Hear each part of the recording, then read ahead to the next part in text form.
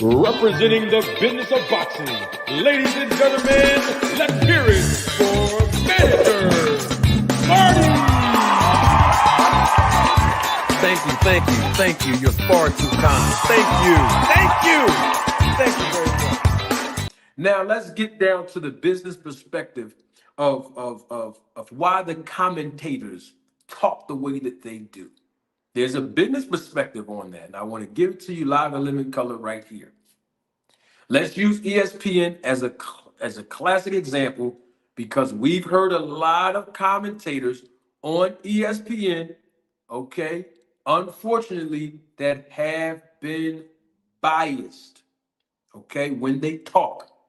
When they're live commentating, they be biased. I got to keep it all the way 100, okay? I'm not going to say his name.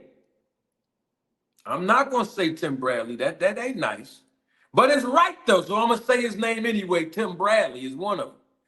And I like Tim Bradley. You know, sometimes Tim, he be cool on his stuff he say sometimes. But there's other times you can hear the biasness. But we got to understand with Tim Bradley, don't forget, from a business perspective now, I got to say this in defense of Tim Bradley from a business perspective. He used to be promoted by who? Top Rank. So Bob Arum and them, they gave him a job. Life after boxing now. Okay, so they gave him an opportunity. There's nothing wrong with it. I think it's a great opportunity for him. And so, of course, he's going to continue to say things that are favorable to the A side on ESPN. And the A side is usually a top-ranked fighter. Okay? And just like Joe Tessitore, I'm going to give y'all an example. Joe Tessitore was the first one that I heard. I'm just talking about me, Joseph Swab. Good to see you. I'm just talking about me, Windy City Assassin. I'm just talking about me. I heard Joe Tessitore. He was the first one that I heard in the Terence Bud Crawford fight say, Terence Bud Crawford is just downloading information. And then all of a sudden now, people kept on riding the wave of saying that Terence Crawford downloaded information. But I haven't heard nobody besides him, before him, mention that. And so what am I saying? When the commentators make comments like that, when the commentators are favorable to the A side, what happens is, and what's supposed to happen, is that what happens? What's supposed to happen? Right here, your psyche, right? That's why we have commercials, right?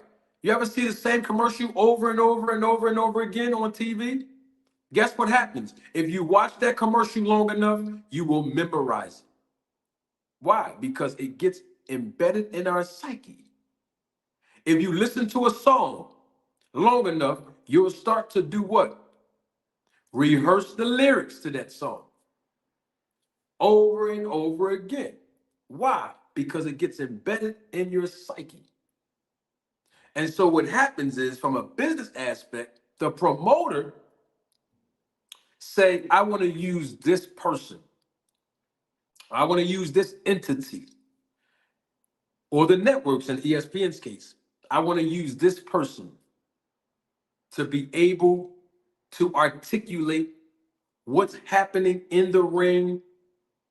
And most of the times, the network's job is to choose a commentator or an analysis, or an analyst rather, to provide an analysis to do what? Sell the fan. Why is that? Because the de facto promoters are the networks. They are the ones selling you the product. Let me break it down for business terms. The promoter signs the product. You hear that? Hear me good. The promoter signs the product. The promoter provide compensation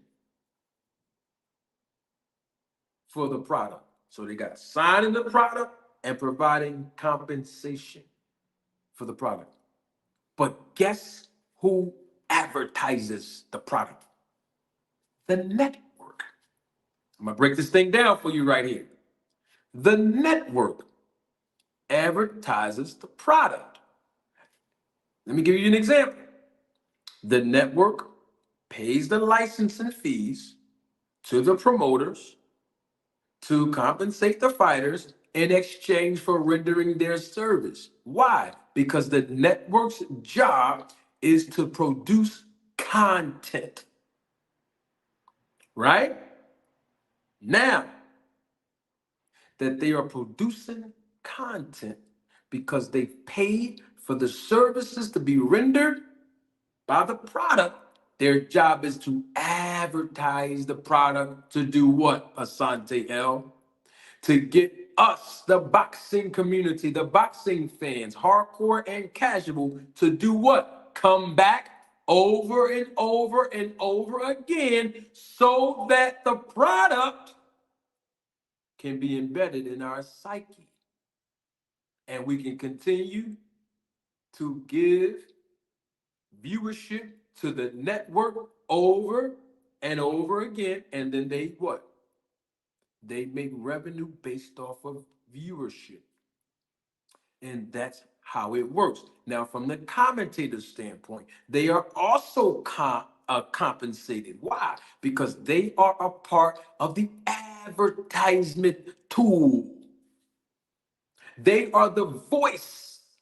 Because if you mute your television or your electronic device while the product is competing in the ring, all you can do is go by what you see.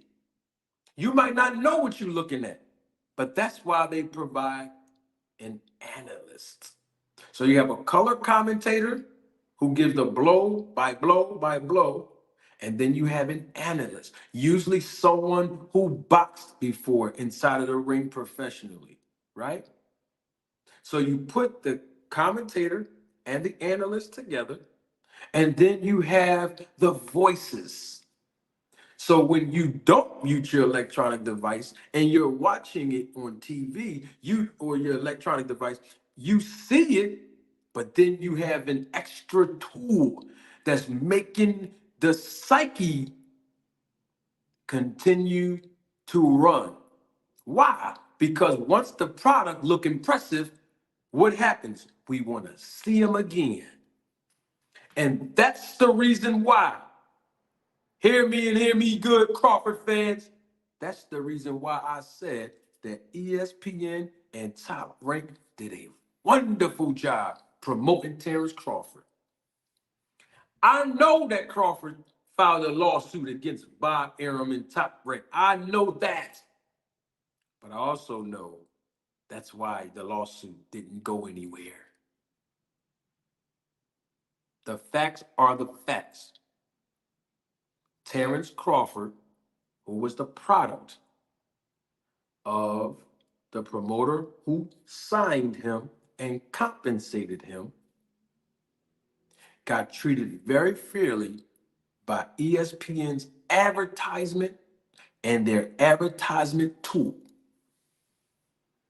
And guess what happened? Every time the product performed well, they kept bringing him back on ESPN over and over and over and over again.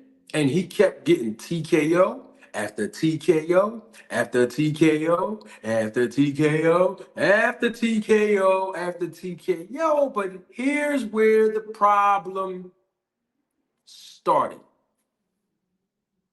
Because even though the promoter had to invest money, right, to promote Bud Crawford, even though ESPN invested their money in Terence Crawford by paying the promoter Top Rank, Bob Arum said it himself. Overall, the amount of money that he lost promoting Bud Crawford, he said he could have, did he say a mansion or a house? Let's just say he said a house. I want to have his direct quote. he could have built a house in Beverly Hills. I think he said I could have built a mansion in Beverly Hills. You know how many millions of dollars a mansion would cost in Beverly Hills?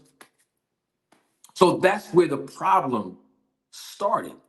That the promoter was not even recouping his initial investment.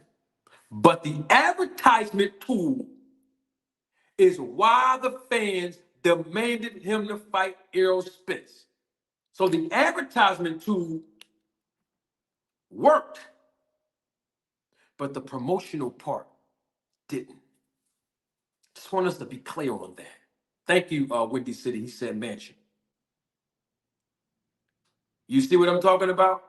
I wanted to break that down so that when you hear the commentators, you have to understand. I don't care if it's on Showtime, ESPN, The Zone. They are employees of the network to provide an advertisement tool to get your psyche to want to see the product compete again, over and over and over again on the network.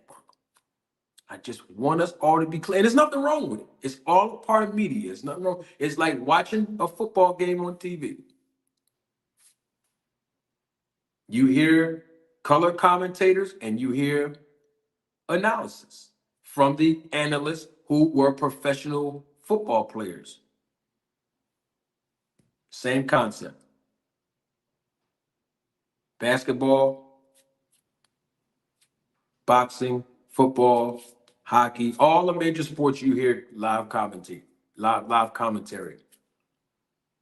It's all a form of advertisement.